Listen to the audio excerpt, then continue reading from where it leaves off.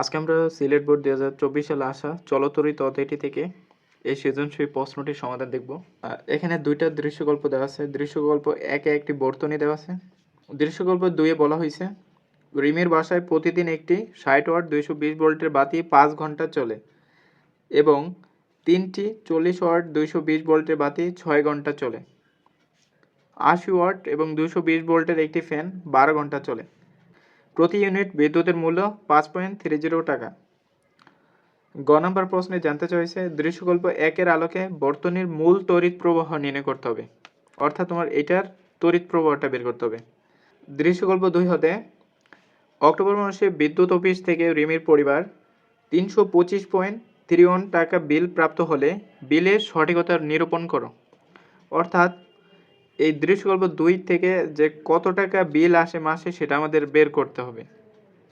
তাহলে শুরুতে আমরা গ নম্বর প্রশ্নের মূল তড়িৎ প্রবাহটা নির্ণয় করবো কীভাবে সেটা দেখাচ্ছি। এখানে একটা বর্তনী দেওয়া আছে, বর্তনীতে 4টা রোধ দেওয়া আছে এবং বিভবের মান দেওয়া আছে। এই বর্তনীর তড়িৎ প্রবাহ বের করতে হলে আমাদের প্রথমে বর্তনীর তুল্য রোধটা বের করে নিতে হবে। আমরা শুরুতে রোধগুলোকে নাম্বারিং করে দিই। এটাকে আমরা R1, R2, R3, R4 বসে দিই। তড়িৎ উৎস থেকে বিদ্যুৎটা আসার পরে এখানে 2 ভাগ হয়ে গেছে।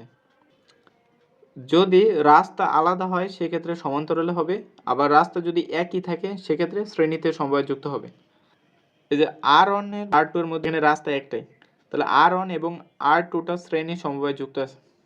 প্রথমে লিখবা R1 ও R2 শ্রেণী সমবায় যুক্ত, সেক্ষেত্রে তুল্য রোধ হবে, শ্রেণীতে তুল্য রোধ হবে, রোধগুলোকে যোগ করে দিতে হবে। তো R1 যোগ R2, এখন আমরা মান বসাবো। R1 এর মান কত 2 যোগ R2 এর মান 3 সমান 5 ওমেগা। তাহলে R1 এবং R2 রোধের কাজ শেষ। এই দুটো শ্রেণীতে যুক্ত কারণ এদের রাস্তা একটাই ছিল।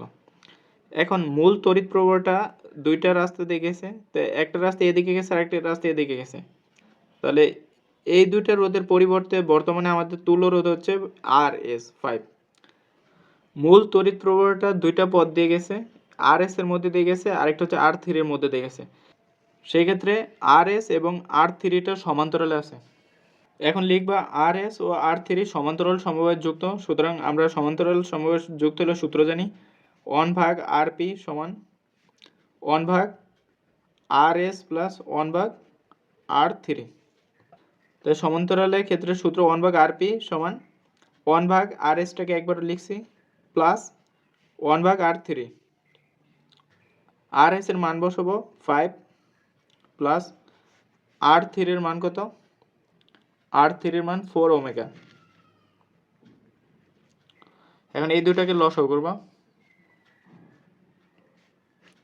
4 আর 5 লসাগু 20, তাহলে 4 প্লাস 5 সমান 9/20।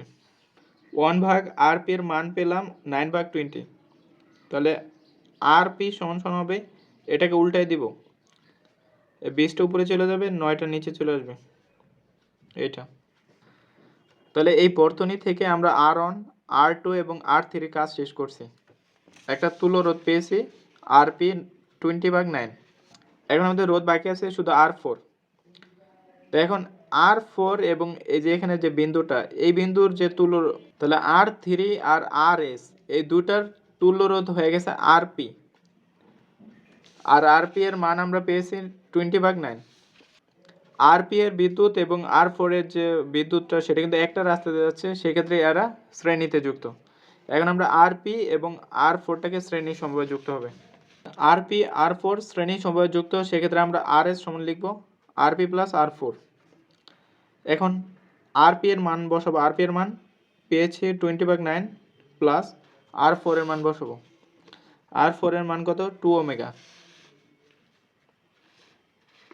এটাকে লসাগু করব, 9 20 প্লাস 18 38/9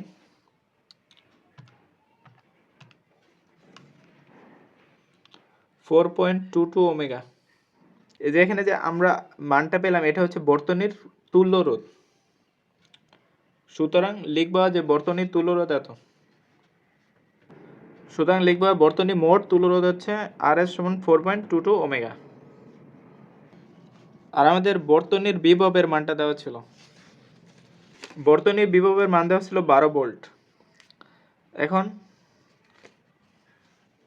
বর্তনীর মূল তড়িৎ প্রবাহ বের করব। তাহলে তড়িৎ প্রবাহের সূত্রটা বসাবা।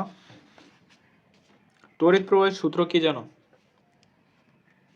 তড়িৎ প্রবাহ I সমান সমান V/R। এখানে ভিটা হচ্ছে বিভব আর আরটা হচ্ছে তুল্যরোধ, তুল্যরোধের মান। এই বিভব ভি এর মান কত? 12। আর আরটার তুল্যরোধ কত বের করলাম? 4.22 ওমেগা। তো এটাকে ক্যালকুলেটরে বসাও। আর তড়িৎ প্রবাহের রেখা হচ্ছে অ্যাম্পিয়ার, সমান আসতেছে 2.84 অ্যাম্পিয়ার। এটা হচ্ছে গ নাম্বার প্রশ্নের অ্যান্সার, এতটুকু। এখন আমরা ঘ নাম্বার প্রশ্নটা দেখব।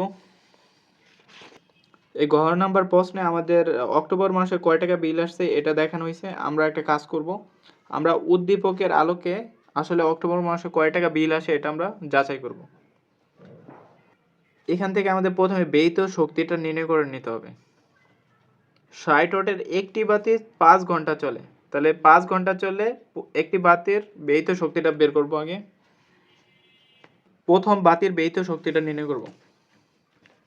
দেওয়া আছে প্রথম বাতির ক্ষমতা পিয়ন 60 ওয়াট লিখব, তারপর সময় দেওয়া আছে 5 ঘন্টা চলবে। আমরা ক্ষমতাটাকে ওয়াট থেকে কিলোওয়াটে নিয়ে যাব।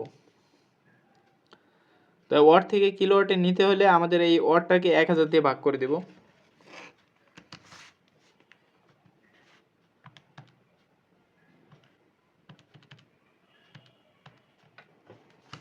(0.06 কিলোওয়াট। আর এখানে আমাদের সময়টা বলে দিয়েছে অক্টোবর মাস, আর অক্টোবর মাস আমরা জানি 31 দিনে হয়। তাহলে এই যে 5 ঘন্টাকে আমরা 31 দ্বারা গুণ করে দেব,